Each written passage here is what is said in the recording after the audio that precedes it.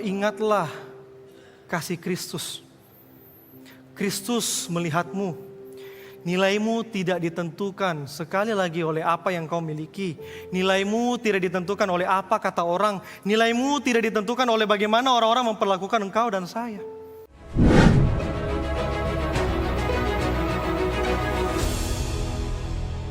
Shalom. Shalom ya, sungguh senang bisa bertemu lagi setelah seminggu kita beraktivitas. Saya juga mau mengucapkan syukur kalau hari ini saya sudah bisa berdiri, wajah saya lebih ganteng daripada bulan lalu ya. Muka saya sudah hampir sembuh. Terima kasih untuk perhatian dan dukungan doa Bapak Ibu sekalian. Saya juga mau mengucap syukur, saya senang sekali melihat gereja kita selalu bertambah. Gitu ya, dari waktu ke waktu selalu bertambah. Buktinya apa? Buktinya jumlah jemaat selalu bertambah sekitar 20 menit meskipun ibadah telah dimulai. Itu artinya terlambat.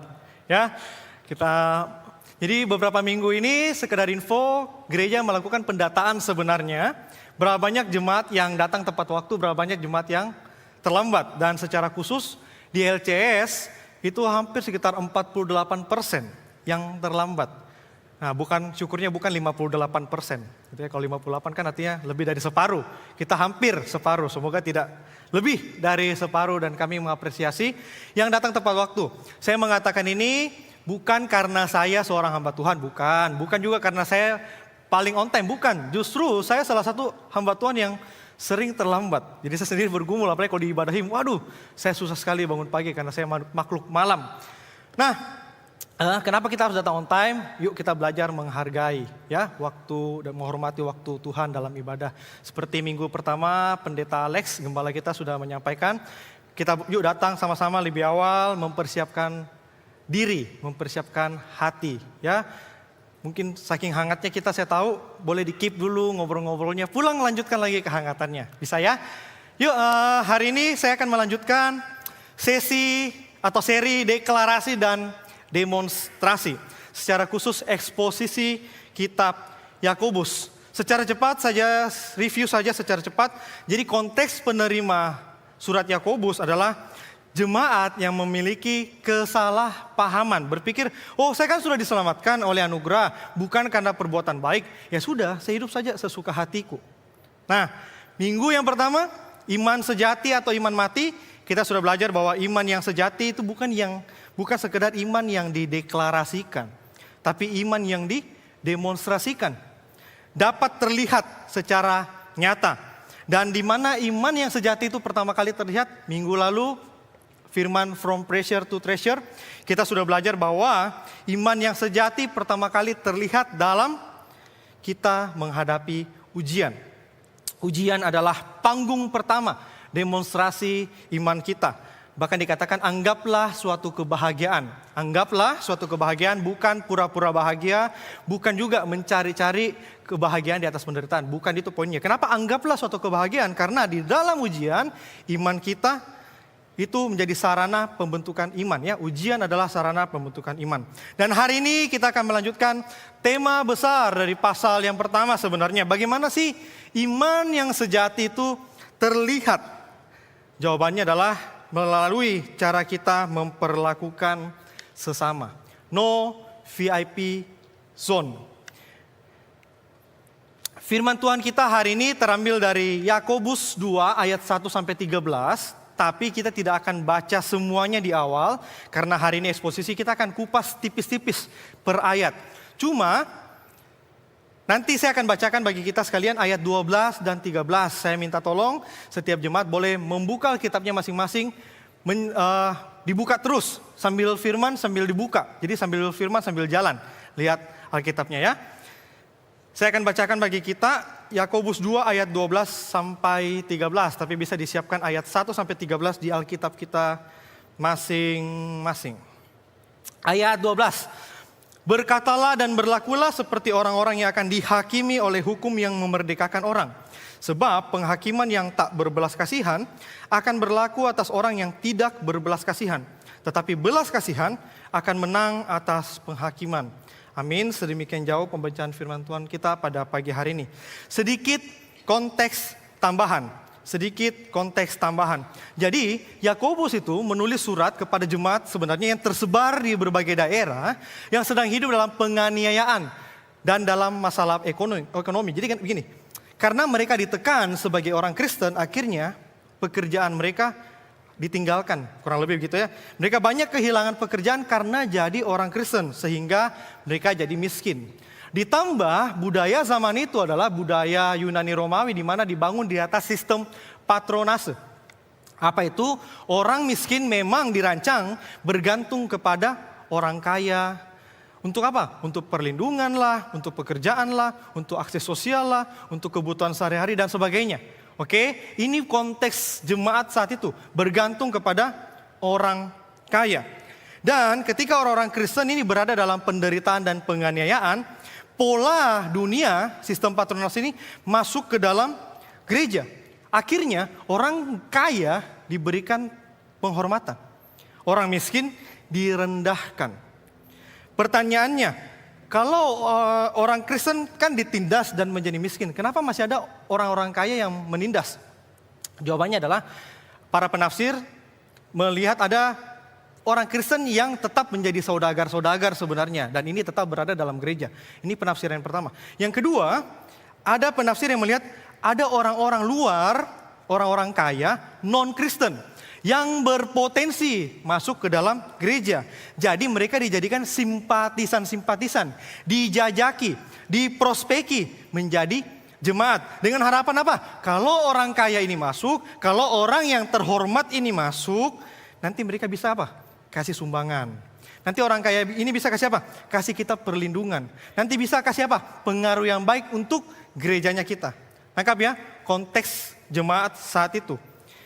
Mungkin kita berpikir, wih cerdas Ji, pintar Ji kan, strategis Ji bukan? Tetapi kita melihat bahwa Yakobus menolak dengan tegas praktek ini. Kenapa? Karena gereja bukan sekedar komunitas sosial. Bahkan untuk komunitas sosial biasa pun, semangat ini tidak boleh kita aplikasikan. Apalagi ini masuk dalam gereja. Gereja adalah tubuh Kristus. Dan nilai-nilai dunia yang merusak tidak boleh masuk sampai ke dalam gereja. Dan dari bagian ini kita akan sama-sama melihat apa kata firman Tuhan, bagaimana kita akan memperlakukan sesama kita. Yang pertama, tolak, pilih, kasih. Ya sama-sama diingat ya, bagaimana kita memperlakukan sesama. Yang pertama, tolak, pilih, kasih. Yuk sama-sama kita lihat ayat 1 saya gunakan dari TB2. Saudara-saudaraku, sebagai orang yang beriman kepada Tuhan kita Yesus Kristus yang mulia, janganlah iman itu kamu amalkan dengan memandang muka. Maaf. Memandang muka ini bukan tatap-tatapan nah. Bukan dilihat, ada jerawatnya tidak, ada komedonya, keriputnya. Bukan itu konteks memandang muka di sini. Memandang muka di sini artinya memberikan perlakuan yang berbeda karena penampilan seseorang atau karena statusnya. Sederhananya adalah diskriminasi. Jangan kamu amalkan imanmu itu dengan diskriminasi atau pilih kasih. Itu bahasa sederhananya. Bentuk masa modern macam-macam. Bisa berupa kekayaan iya, pendidikan iya, jabatan iya, warna kulit, popularitas, jumlah followers, bahkan kemampuan, dalam konteks ini, bahkan kemampuan seseorang memberikan persembahan. Oke, jangan imanmu memandang muka, termasuk memberikan persembahan. Sedikit cerita, ketika kami rekan-rekan hamba Tuhan diberikan judul khotbah, nats bacaan dan sebagainya, yang pertama kali selalu saya cek adalah firman yang saya bawakan berbicara tentang apa. Dan saya sedang gumuli sendiri atau tidak. Karena bagi saya, kalau firman itu sedang saya gumuli dan saya harus khotbahkan sangat sulit. Nah, ketika saya baca, no VIP zone, Yakobus dan sekian, tujuannya begini-begini. Saya langsung dalam hati berpikir, yes, aman Kak. Aman Kak, kenapa? Firman ini tidak berlaku bagi saya. Bagi saya bukan tipe orang yang memandang orang. Saya tidak terlalu pusing dengan kekayaannya orang lain, status sosial orangnya. Saya agak bodoh amat. Saya paling tidak peduli orang pakai barang bermerek, sepatunya kah, ikat pinggangnya, apapun, whatever. Saya tidak peduli HP-nya mahal, mobilnya mahal, rumahnya mewah. Saya tidak pernah peduli orang kaya atau tidak kaya. Tetapi menariknya, semakin saya mempersiapkan firman ini untuk dikhotbahkan, semakin saya menggali, semakin saya sadar saya pun tidak luput dari kondisi ini. Semakin saya gali, semakin saya sadar saya pun ditegur sama firman ini. Ketika saya mempersiapkan ini, saya teringat saya pernah pelayanan di sebuah tempat. Terus, mohon maaf ya, terus jaraknya sekitar 5-6 meter kayaknya. Saya tiba-tiba mencium aroma yang tidak nyaman. Mohon maaf sekali lagi, saya bukan bermaksud menyinggung, cuma ini pengalaman saya. Dan baunya bau sekali, bukan bau badan, tapi bau sekali. Dan langsung otak saya berpikir, wih ini saya jarak 6-7 meter, baunya begini. Saya sampai mau muntah. Mohon maaf sekali lagi, apalagi yang di sekitarnya. Terus dalam hati saya berpikir, ini orang tidak sadar diri sekali, kenapa masih mau datang gereja, kenapa enggak bersih-bersih dulu kah dan sebagainya. Nangkap enggak sih? Saya memang tidak memandang hormat yang orang berada. Tetapi tanpa sadar, saya memandang lebih rendah orang yang di bawah saya, menurut saya. Jadi mungkin memang konteks Yakobus hari ini berbicara tentang harta. Tapi bukankah engkau dan saya setiap kita punya variabel kategorinya masing-masing. Ekspresinya mungkin berbeda, ekspresi merendahkannya mungkin berbeda, tapi esensinya, masalahnya sama. Semakin saya gali Bapak Ibu, semakin saya ngeri-ngeri sedap untuk bahas di mimbar ini. Kenapa? Karena meskipun firman yang hari ini kita bahas sangat praktis, saya pastikan sangat praktis, tetapi teks hari ini itu sangat keras dan sangat menusuk. Tadi pagi ada jemaat yang bercanda setelah pulang salam-salaman, "Woi, saya tidak suka firmanmu, jelek sekali firmanmu, kok singgung-singgung saya terus." Gitu ya. Saya bilang, yang saya mau luruskan adalah, mohon maaf saya tidak tahu pergumulan Bapak Ibu satu persatu. Ya, kalau memang firman itu menyinggung, itu bukan karena pengkhotbahnya tahu pergumulan Bapak Ibu, itu firman Tuhan yang sedang menegur. Dan yang saya mau katakan adalah, jauh sebelum kami memberitakan firman dan firman itu menegur Bapak Ibu sekalian, firman itu lebih dahulu sudah diberitakan kepada siapa? Kepada kami para pengkhotbah. Firman itu sudah lebih dahulu menegur siapa? Menegur kami para pengkhotbah. Jadi saya mau disclaimer, tidak ada yang saya tahu, tidak ada saya bisa baca pikirannya di sini ya, tidak ada. Oke, kabar baiknya kalau firman itu menusuk artinya apa? Tuhan masih sayang sama kita ya. Tuhan masih menegur, Tuhan masih memberikan kita kegelisahan dalam hati kita. Saya lanjutkan ayat 2 dan 3, tapi kita tidak akan baca. Kalau Bapak Ibu lihat di ayat 2 dan 3 di Alkitabnya masing-masing, di situ Yakobus menggunakan kisah nyata yang terjadi di dalam gereja, bukan ilustrasi, kisah nyata di mana dikatakan ada 2 orang, yang satu kaya, berpakaian mewah, bercincin emas, yang satu berpakaian lusuh. Yang kaya dipersilakan duduk di tempat terbaik. Saya bayangkan kalau gereja kita kemarin, kalau gereja kita tempat terbaiknya di mana ya? Menurut saya di balkon, ya, kursi bioskop. Pengkhotbahnya lengah sedikit, bosan sedikit, tidur kita, gitu kan? Tempat terbaik di atas, langsung kelihatan semuanya. Dan yang berpakaian lusuh dikatakan apa? Disuruh berdiri saja atau duduk di lantai saja dekat yang lain. Lihat ya, perbedaannya memperlakukan orang lain. Poin ini, bagian ini bukan sedang mempermasalahkan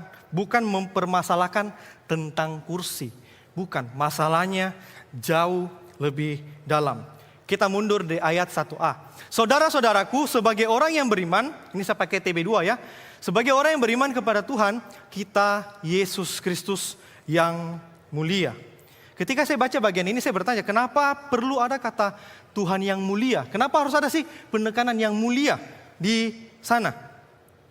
Saya menemukan jawaban bahwa kita ini sangat mudah mengklaim, saya percaya Tuhan Yesus itu mulia, saya percaya, amin.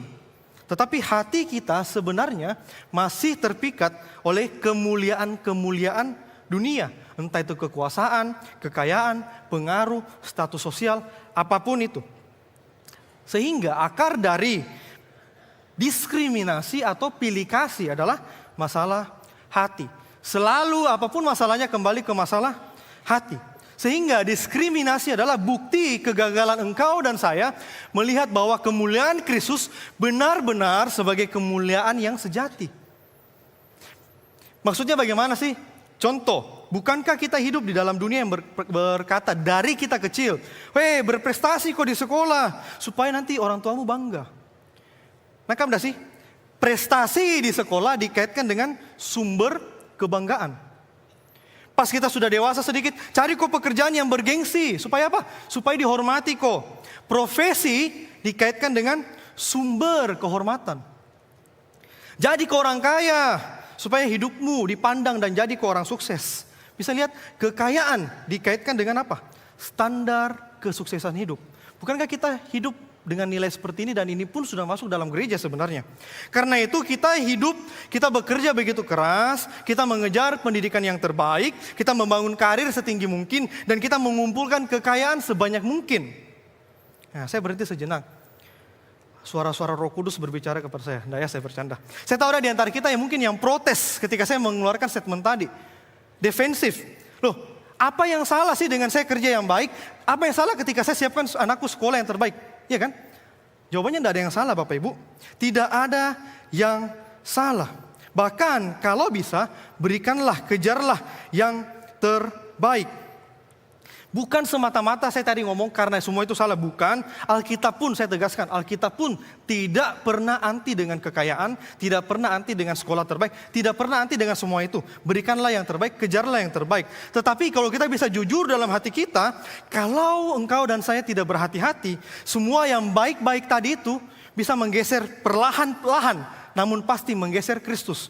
Kristus yang harusnya menjadi pusat keberhargaan dan identitas kita, mulai digeser dengan apa? Kekayaan, mulai dengan profesi, dengan kekayaan. Sehingga ya awalnya kita berharga karena karya Kristus, berubah menjadi saya berharga karena prestasiku, kekayaanku, pekerjaanku, anakku, apapun yang kita bisa tambahkan di sini. Ini poinnya, hati-hati. Jangan sampai segala sesuatu yang baik tadi berubah menjadi tolak ukur keberhargaan dan identitas kita. Ini poin yang saya mau sampaikan. Makanya tidak heran ketika ini semua tadi menjadi pusat, setelah menggeser Kristus, kita mempengaruhi cara kita memandang nilai diri sendiri dan mempengaruhi cara kita memandang nilai orang lain. Saya berharga kalau saya begini, Anda berharga kalau Anda begini. Itu mempengaruhi cara engkau dan saya menilai diri, baik diri sendiri maupun orang lain. Lihat di ayat 4, apa ya kata Yakobus tentang diskriminasi? Dikatakan bahwa kamu telah menjadi hakim dengan pikiran yang jahat. Jadi Yakobus tidak menyebutkan pilih kasih atau diskriminasi sebagai kesalahan kecil atau sebagai keburukan sosial. Bukan, Yakobus dengan jelas menyebutkan bahwa diskriminasi adalah kejahatan. Ayat 9 bahkan dikatakan, jikalau kamu diskriminasi, kamu berbuat dosa. Jadi diskriminasi adalah dosa di hadapan Allah. Dosa diskriminasi menurut saya luar biasa jahat. Kenapa? Karena kita menentukan nilai seseorang. Kau pantas, kau tidak pantas, kau tidak layak, kau layak. Berdasarkan apa? Berdasarkan apa yang menempel di badan seseorang. Berdasarkan apa? Berdasarkan apa yang menempel pada embel-embel namanya. Bukankah itu yang terjadi sama kita? Betapa mudahnya kita merendahkan orang dan kita meninggikan orang berdasarkan pandangan pertama. Kenal saja tidak, tapi begitu mudahnya. Contoh, kalau kita pergi mall atau mungkin kita sebagai punya toko mungkin, kita lihat penampilannya orang, bisa dibayar ini kah? Atau cuma lia-lia aja? Kalau penampilannya biasa-biasa, lia-lia aja jamin dilayani. Mungkin. Berapa banyak kita begitu mudahnya menilai orang. Ada yang tahu om ini? Jack Ma. Oke, Jack Ma, saya tidak tahu sekarang ya, tapi tahu saya dulu sempat jadi 100 orang terkaya. Dia foundernya Alibaba. Jadi dia dulu orang susah, dia kerja keras, melamar pekerjaan kemana-mana ditolak, dan akhirnya dia punya perusahaan. Yang menarik, quotes-nya saya suka sekali quotes-nya ini. Ketika kamu miskin dan belum sukses, semua kata-kata bijakmu terdengar seperti kentut. Tetapi ketika kamu kaya dan sukses, kentutmu terdengar seperti kata-kata bijak. Nah, coba kiri kanannya kentut dulu, kita dengarkan yang keluar kata-kata bijak atau suara kentut. Ya. Ada amin Bapak Ibu, bukankah ini yang terjadi dalam kehidupan kita? Kau kaya atau tidak? Kau sukses atau tidak? Kata-kata atau pendapat seseorang benarnya atau tidak benarnya bukan bergantung pada isi kebenarannya, tetapi bergantung pada siapa yang ngomong. Menarik ya, bukan pada isi kebenarannya, bukan pada isi argumennya, tapi kau siapa? Tidak heran anak muda sekarang begitu suka flexing dan begitu mudah ketipu flexing. Kenapa? Karena itu yang kita cari. Betapa mudahnya kita tertipu. Akibatnya kita menilai sesama kita hanya berdasarkan sebatas materi. Kita tidak melihat sesama kita sebagai pribadi yang diciptakan segambar dan serupa dengan Allah. Hanya kau siapa? Materimu berapa banyak? Statusmu apa? Sebatas materi saja, bukan sebagai pribadi yang segambar dan serupa dengan Allah. Inilah Alkitab mau katakan bahwa diskriminasi atau pilih kasih bukan hanya sekadar persoalan etika sosial. Bukan, sekali lagi. Melainkan inkonsistensi teologis. Ketidakkonsistenan iman kita. Ketika engkau dan saya diskriminasi, itu menjadi alarm sebenarnya, indikator bahwa imanku dan imanmu sedang bermasalah. Alarm sederhananya begitu. Iman kita sedang bermasalah. Bagaimana mungkin mulut kita menyebut Tuhan itu Tuhan yang mulia, the Lord of glory, yang kemuliaannya katanya melampaui segala-galanya, tapi ketika ada orang datang pakai cincin berlian, langsung kita terpukau dengan cincinnya. Maksudnya itu loh Yakobus. Bagaimana bisa kau bilang Tuhan itu begitu mulia, tapi kau begitu gampang terpukau sama cincinnya manusia. Pemahaman kita tahu kalau yes, Kristus itu mulia, Tuhan itu mulia. Tapi perilaku dan pemikiran kita sehari-hari menunjukkan bahwa sebenarnya kekayaanlah yang lebih bernilai daripada Kristus. Izinkan saya bertanya sejenak. Kalau misalnya Yesus datang hidup di zaman ini, Yesus datang sebagai seorang anak tukang kayu.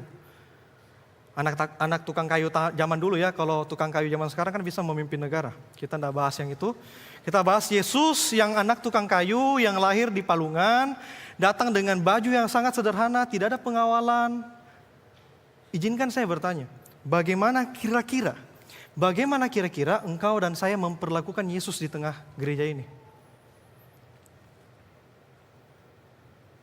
Mungkin kita berpikir, oh kalau Yesus tentulah saya akan sopan lah, Yesus. Oke, saya ganti pertanyaannya.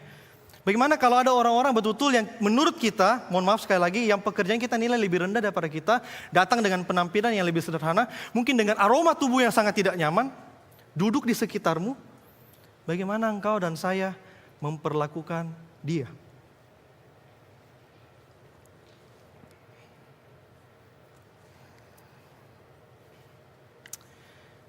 Bagaimana kita memperlakukan sesama? Yang pertama tadi apa? Tolak, pilih kasih. Yang kedua, taati hukum kasih. Gampang ya? Tolak hukum kasih. Yang kedua, taati hukum kasih. Jadi setelah Yakobus menyingkapi dosa kita, masalah hati kita, Yakobus mengarahkan perhatian kita dari standar dunia kepada standar Allah.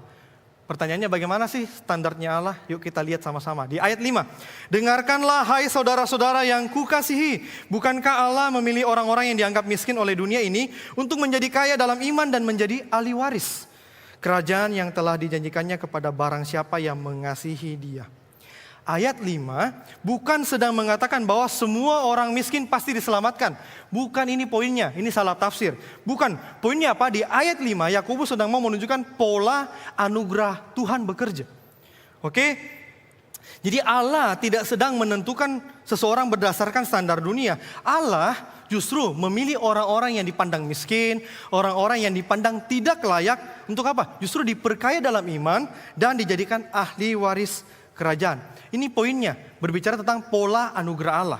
Ya, terus ayat 6, tetapi kamu telah menghinakan orang-orang miskin. Bukankah justru orang-orang kaya yang menindas kamu dan yang menyeret kamu ke pengadilan?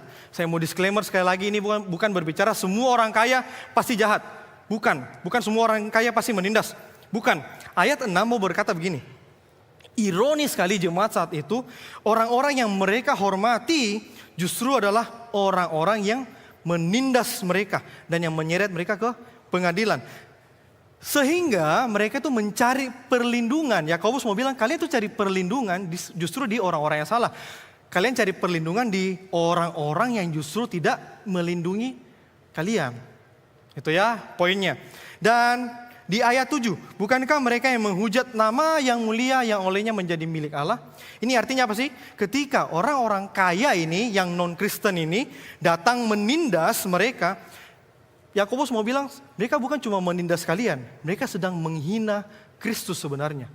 Dan kalian yakin mau cari perlindungan dari orang-orang seperti ini? Kalian yakin mau hormati orang-orang seperti ini?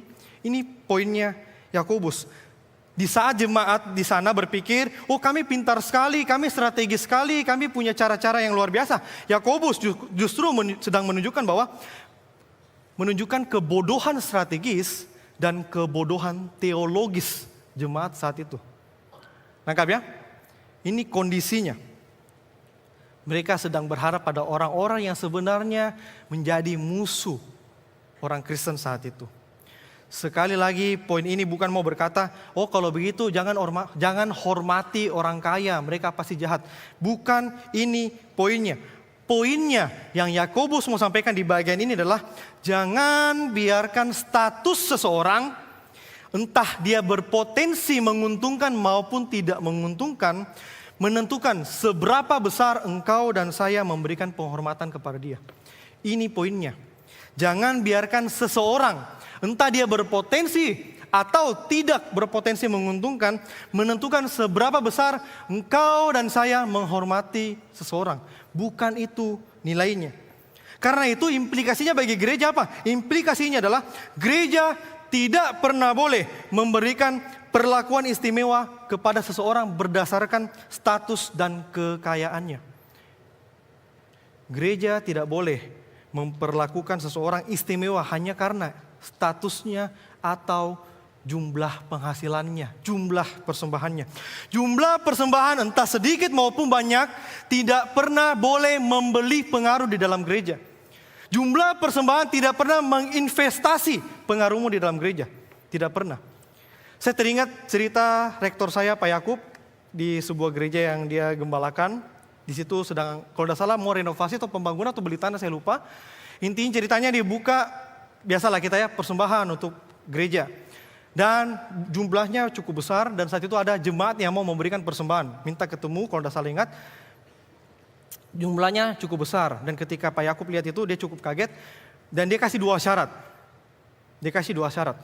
Syarat yang pertama, ketika engkau berikan persembahan ke gereja ini, kau tidak boleh ikut campur sama sekali. Kenapa? Karena seringkali jemaat yang memberikan persembahan, bahkan kursinya saja mau diatur, warna catnya saja mau diatur, ukuran klosetnya, ukurannya semua mau diatur. Nah Pak Yakub bilang, kalau kau berikan persembahan, kasih ke panitia, gereja yang atur, majelis yang atur, kau tidak boleh ikut campur. Itu filosofi. Yang kedua, karena jumlahnya cukup besar, boleh transfer sekarang. Gitu ya.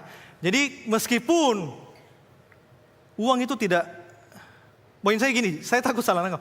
Dalam pelayanan, uang tetap dibutuhkan, tapi dia bukan jadi standar tertinggi, bukan jumlah persembahan. Sehingga yang saya mau katakan adalah keputusan gereja harus didasarkan pada kebenaran firman dan kepekaan terhadap suara Tuhan, bukan berdasarkan penampilan dan jumlah persembahan. Mari ketika engkau dan saya memberikan persembahan, kita belajar memberikan yang terbaik untuk Tuhan dan kita percayakan kepada tangan-tangan yang Tuhan sudah percayakan mengelola. Amin. Jangan lagi cawe-cawe. Kenapa itu bahasa agak enak? Oke, saya lanjut. Yakobus kemudian melanjutkan di ayat 8. Di sana dikatakan hukum kerajaan. Kalau kita lihat di Alkitab, di sana tulisannya hukum utama. Tapi kalau bahasa aslinya itu hukum kerajaan. Kenapa hukum kerajaan? Karena hukum tertinggi dari Sang Raja Yesus Kristus itu sendiri. Ayat 8b yang saya yakin dan percaya kita semua sudah hafal ini. Kasihilah sesama manusia seperti dirimu sendiri. Hukum ini tertulis sangat sederhana, sangat jelas, tidak mengenal pengecualian. Kasihilah sesamamu manusia. Kasih yang sejati tidak pernah memilih objeknya berdasarkan manfaat. Saya ulang, kasih yang sejati tidak pernah memilih objeknya berdasarkan bermanfaat atau tidak. Dan itulah yang membedakan kasih Allah dengan kasih kita, bukan? Allah tidak pernah memilih engkau dan saya berdasarkan apa? Oh ini jemaat nanti berguna bagi saya. Tidak pernah. Atau mohon maaf, adakah di antara kita yang mungkin berpikir seperti ini? Saya diselamatkan karena saya berguna. Saya diberkati karena saya berguna. Adakah? Alkitab tidak pernah bilang engkau dan saya diselamatkan karena engkau dan saya berguna. Bukankah justru Alkitab menunjukkan bahwa ketika engkau dan saya masih berdosa, tidak memiliki apapun, bahkan engkau dan saya masih menjadi musuhnya, Kristus justru datang dan menyerahkan dirinya. Bukan karena kita berguna, justru di saat kita tidak ada gunanya sama sekali, Kristus selamatkan engkau dan saya. Semakin kita menyadari, saya memang tidak layak, saya memang tidak lebih baik daripada orang lain, dan saya dikasih semata-mata karena kasih karunia Tuhan kepada saya, barulah kita bisa benar-benar dimampukan untuk mengasihi orang lain tanpa memandang muka. Hanya ketika engkau dan saya benar-benar sadar, saya pun tidak layak. Dan kasih itu pun baru kita bisa bagikan kepada orang lain.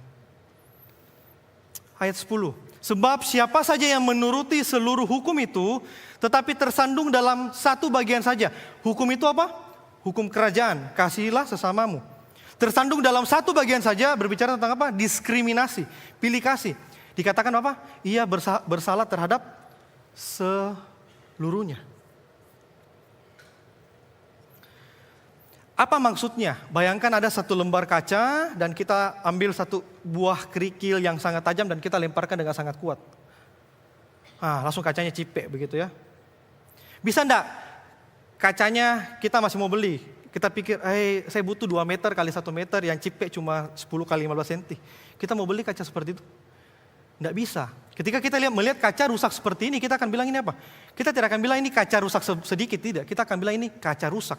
Kaca pecah. Sehingga hukum kerajaan Allah pun ibarat seperti sebuah kaca yang utuh ini. Hukum Allah merupakan satu kesatuan utuh dan cerminan utuh dari karakter Allah yang mengasihi tadi. Allah yang kasih itu. Sehingga pilih kasih maupun diskriminasi meskipun kecil, sedikit, ketika engkau dan saya pilih kasih, itu sudah membuktikan bahwa engkau dan saya ternyata belum sungguh-sungguh menghidupi kasih Allah. Ini poinnya Yakobus. Izinkan saya bertanya lagi sedikit. Misalnya, Bapak Ibu kenal seseorang, kenal lama. Tiba-tiba tahu dia orang yang punya jabatan. Oh ternyata dia punya uang. Ternyata dia punya koneksi. Pertanyaan saya adalah, apakah perhatianmu kepada dia akan berubah atau tetap sama? Apakah perhatian kita kepada seseorang akan berubah ketika engkau dan saya tahu dia punya jabatan, dia punya uang, atau dia punya koneksi? Kalau iya, mohon maaf, jangan-jangan kata Yakobus, kita belum benar-benar memahami kasih Allah itu loh. Sekarang saya tahu mungkin saya berasumsi, mungkin sampai di sini kita merasa berat. Kita sudah mendengar tentang diskriminasi itu dosa, pilih kasih itu dosa. Kita mendengar tentang standar Allah yang begitu tinggi, satu rusak semua. Mungkin ada yang bukan cuma kepalanya panas karena dari tadi banyak teks, mungkin ada yang hatinya mulai panas juga. Dan mungkin ada di antara kita yang ketika mendengarkan firman mulai terganggu, mulai merasa bersalah, atau mungkin ada yang merasa putus asa. Tapi kabar baiknya justru disinilah firman Tuhan tidak meninggalkan engkau dan saya di dalam keputusasaan. Kita masuk di poin yang ketiga. Bagaimana kita memperlakukan orang lain? Yang pertama tadi apa? Tolak pilih kasih. Yang kedua, taati hukum kasih. Yang ketiga, ingat belas kasih. Ayat 12 dan 13 yang tadi kita sudah baca bersama, saya bacakan bagi kita sekalian. Berkatalah dan berlakulah seperti orang-orang yang akan dihakimi oleh hukum yang memerdekakan orang. Sebab penghakiman yang tak berbelas kasihan akan berlaku atas orang yang tidak berbelas kasihan. Tetapi belas kasihan akan menang atas penghakiman. Saya ketika baca nih bagian kemarin, apa maksudnya nih? Saya bingung. Nah, coba pelan-pelan lihat dulu yang warna biru. Apa sih maksudnya hukum yang memerdekakan orang? Secara sederhana ini berkaitan dengan ayat 8 tadi. Oke, hukum yang memerdekakan adalah hukum kerajaan tadi. Kasihilah sesamamu manusia. Sehingga berkatalah dan berlakulah dengan saling mengasihi sesama manusia. Itu ya sederhananya ya. Oke, terus perhatikan yang warna kuning. Berkatalah dan berlakulah seperti orang-orang yang akan dihakimi. Sebab penghakiman yang tak berbelas kasihan akan berlaku atas orang yang tidak berbelas kasihan. Saya ketika baca bagian ini, langsung jiwa saya agak bergejolak. Teologi saya agak bertentangan. Loh, bukankah ini terdengar seperti Keselamatan itu hasil usaha kita. Bukankah keselamatan itu kasih karunia? Kenapa nih kesannya seolah-olah transaksional? Seolah-olah kalau saya berbelas kasihan, oh saya juga dikasihani. Kalau saya gagal mengasihi orang, saya akan binasa. Seperti itu enggak sih? Ketika saya baca sih saya merasa seperti itu. Nah, tetapi bersyukurnya ketika saya mendalami baca bagian ini, saya bersyukur sekali bukan ini yang sedang diajarkan oleh Yakobus. Mengapa? Karena kalau kita mundur tadi di ayat 5, oke, Tuhan memilih orang-orang yang tidak layak. Jadi pemilihan atau keselamatan itu selalu berbicara tentang inisiatif Allah, kasih karunia Allah. Nanti saya jelaskan lebih jauh bagian yang kuning ini. Dan puncaknya kita lihat sama-sama warna hijau paling bawah di ayat 13 dikatakan bahwa tetapi belas kasihan akan menang atas penghakiman. Jadi dua ayat ini bukan kalimat ancaman, melainkan kalimat kemenangan. Kenapa bisa? Satu-satunya jalan keluar dari penghakiman adalah belas kasihan. Dan jelas kabar buruknya bukan belas kasihan kita kepada sesama. Sehingga engkau dan saya sebenarnya layak mendapatkan penghakiman. Tetapi kenapa ini menjadi kabar baik? Karena kita pasti gagal, bersyukur sekali ada belas kasihan Tuhan yang menyelamatkan engkau dan saya. Inilah maksudnya, tetapi belas kasihan akan menang atas penghakiman. Yang memenangkan kita atas penghakiman bukan belas kasihan kita, tetapi belas kasihan Kristus yang menyelamatkan engkau dan saya. Injil tidak membebaskan kita dari panggilan mengasihi, tetapi justru membebaskan kita untuk dapat mengasihi tanpa pilih kasih. Dulu kita bisa mengasihi, susah. Bisa mengasihi, iya pilih kasih. Bersyarat, ada maunya.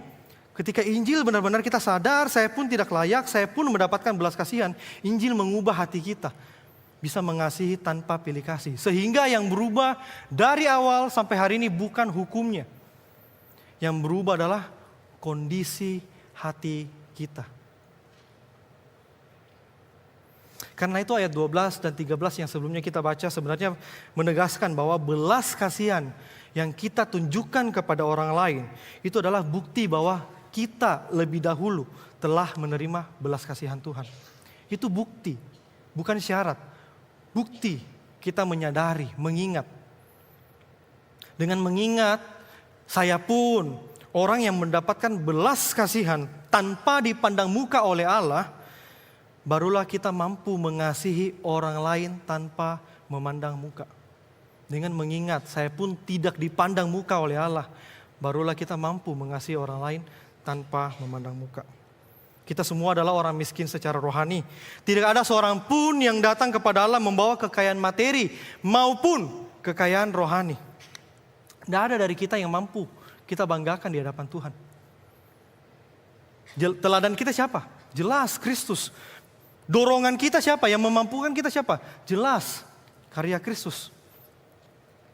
Kristus yang mulia itu, yang seharusnya layak menerima segala kemuliaan untuk namanya, karena kita justru memilih jalan kehinaan. Kristus yang mulia memilih jalan kehinaan untuk engkau dan saya. Di saat engkau dan saya sibuk mengejar kehormatan, Kristus justru rela meninggalkan kemuliaannya, datang dari sorga ke dunia. Demi siapa? Demi engkau dan saya. Di saat engkau dan saya begitu takut direndahkan, mencari pengakuan orang, Kristus rela merendahkan dirinya. Bukan hanya dihina, bukan hanya dilecehkan, bukan hanya diludahi, bukan hanya dicambuk. Dia merendahkan dirinya sampai mati di atas kayu salib. Untuk siapa? Untuk engkau dan saya. Ketika engkau dan saya sibuk mau diterima oleh orang penting, sibuk bangun relasi dengan orang-orang penting, punya koneksi, lihatlah Kristus. Kristus rela ditolak demi engkau dan saya diterima oleh Bapa. Kristus justru rela ditolak supaya engkau dan saya diterima oleh Bapa. Kristus telah memilih jalan kehinaan tersebut. Sehingga di kaki salib itu, ketika kita memandang kaki salib itu, tidak ada lagi yang namanya kaya atau miskin.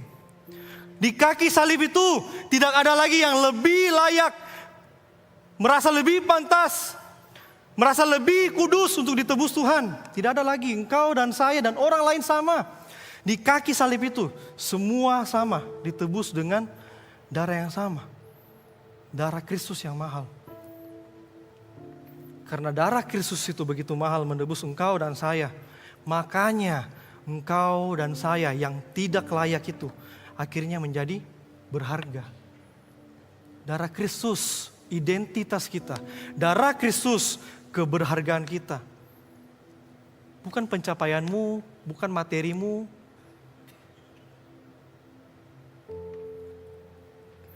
Karena itu saya mau mengajak melalui firman hari ini, yuk kita sebagai gereja, baik sebagai lembaga organisasi GKKA maupun gereja sebagai organisme jemaat engkau dan saya, tidak boleh lagi membangun kembali tembok-tembok status yang telah dihancurkan oleh salib. Tembok-tembok ini sudah diruntuhkan, yuk jangan lagi kita datang ke gereja, kita bangun lagi tembok-tembok seperti ini. Sudah diruntuhkan di kaki salib Kristus. Melalui Roh Kudus, Kristus membebaskan engkau dan saya dari kebergantungan pada standar-standar dunia. Dan melalui Roh Kudus, Kristus mengajarkan kita untuk apa? Mulai memandang setiap orang sebagai gambar Allah dan rupa Allah yang sama-sama sudah ditebus oleh darah Kristus. Karena engkau dan saya sudah menerima belas kasihan Tuhan yang luar biasa. Yuk kita pulang, yuk kita hidup dengan mencerminkan belas kasihan itu kepada sesama kita tanpa memandang muka. Amin.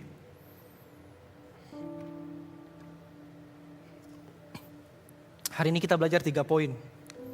Bagaimana engkau dan saya, kata firman Tuhan, memperlakukan sesama. Yang pertama, tolak, pilih kasih. Bukankah Tuhan tidak pilih kasih sama kita? Saya yakin dan percaya kalau Tuhan pilih kasih, saya orang pertama yang ditolak Tuhan. Saya jauh dari kesempurnaan Tuhan. Entah berapa banyak saya mendukakan hati Tuhan. Jauh. Tapi bersyukur sekali Tuhan tidak pilih kasih. Saya begitu bersyukur dan begitu takjub, amazed ketika saya mempersiapkan firman ini, saya begitu amazed dan saya betapa begitu bersyukur. Tuhan tidak pilih kasih kepada saya dan Tuhan pun tidak pilih kasih kepada Bapak Ibu sekalian. Yang kedua, taati hukum kasih. Yuk mari kita melihat bahwa setiap orang layak dihormati, setiap orang layak dikasihi sebagai gambar dan rupa Allah. Yuk belajar melihat sesama kita sebagai gambar dan rupa Allah.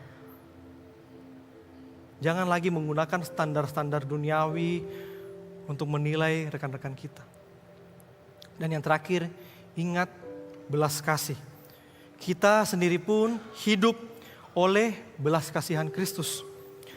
Dengan anugerah Tuhan, semakin engkau dan saya mengingat belas kasihan yang sudah kita terima, barulah semakin kita dimampukan mengasihi orang lain. Saya mau kita pulang dengan satu poin penting bahwa keberhargaanku dan identitasku ditentukan oleh karya Kristus. Begitupun dengan orang lain. Kita sudah diberkati tanpa Allah memandang muka kita. Kita sudah diberkati sehingga kita bebas menjangkau orang-orang yang diabaikan. Kita bebas membina orang lain dengan kasih. Dan kita bebas diutus kepada siapapun. Memberitakan Injil kepada siapapun tanpa memandang muka. Dimanapun Tuhan tempatkan engkau, itulah ladang misimu. Tanpa memandang muka. Sebagai penutup saya mau katakan bahwa iman yang sejati mendemonstrasikan kasih yang sejati. Iman yang sejati bukan hanya berhenti di deklarasi. Iman yang sejati mendemonstrasikan kasih yang sejati. Dan kasih yang sejati lahir dari hati yang telah lebih dahulu menerima belas kasihan Kristus. Saya selalu ngomong sama teman-teman pemuda, kau dan saya tidak bisa kasih sesuatu yang kita tidak miliki. Kita tidak bisa kasih apa yang kita tidak punya. Kalau kasih Kristus belum kau punya, bagaimana kau bisa bagikan kepada orang lain, bukan? Sehingga kalau hari ini kita begitu sulit mengasihi semua orang, kita masih diskriminasi, jangan-jangan memang dari awal kasih Kristus belum ada di dalam hati kita.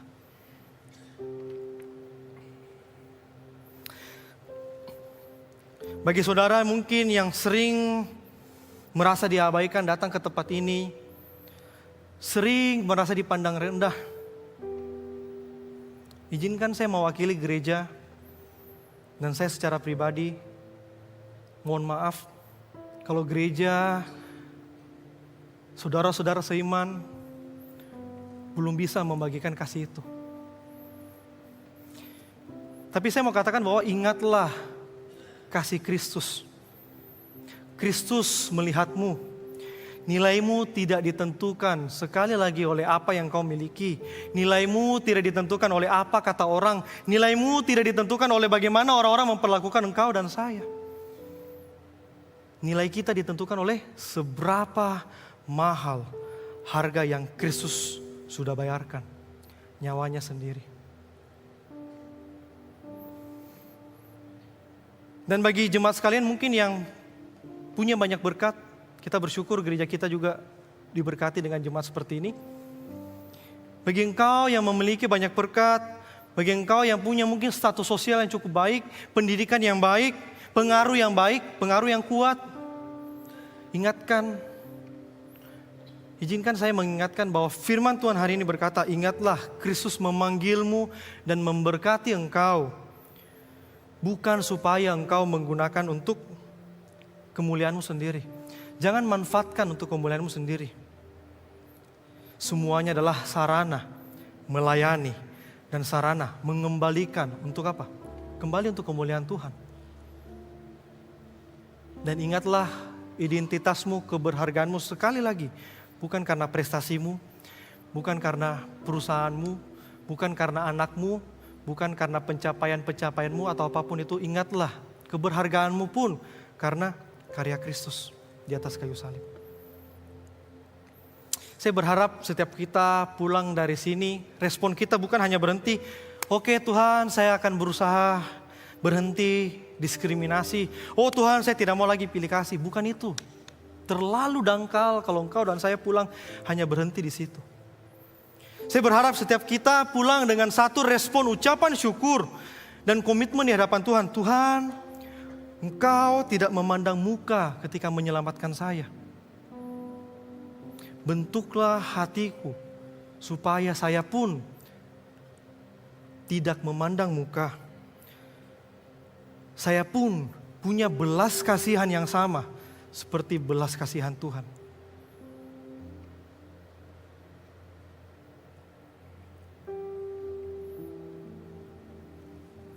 Mari kita tundukkan kepala kita berdoa.